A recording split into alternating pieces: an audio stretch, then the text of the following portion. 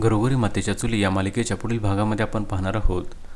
घरामध्ये विक्रांतचा मृत्यू झाल्यामुळे सर्वजण अतिशय दुःखी असतात आणि शर्वरी ही खूप जोरजोरात ओरडत असते. आणि त्याच वेळेस आपण पाहतो त्या ठिकाणी पोलीस ऐश्वर्याला घेऊन आलेले असतात आणि ऐश्वर्या ही सर्वांच्या समोर शर्वरीवर आरोप लावते, या विक्रांतचा खून हा शर्वरीनेच केला आहे. आणि तेव्हा सर्वांना खूप मोठा धक्का बसतो आणि सुमित्राला अतिशय राग येतो व ती सर्वांच्या समोर ऐश्वर्याच्या कानाखाली मारते आणि बोलते, तुझी हिंमत कशी झाली माझ्या मुलीवर खुनाचा आरोप लावण्याची.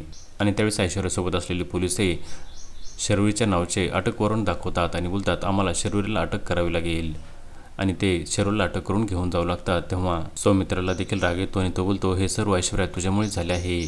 तेव्हा सारंग देखील ऐश्वर्याची बाजू घेतो आणि तो सौमित्राच्या अंगावर धावून जातो. आणि तेव्हा जानकी सर्वांना थांबवते आणि बोलते, थांबा, मी माझे घर कधीही तुटू देणार नाही.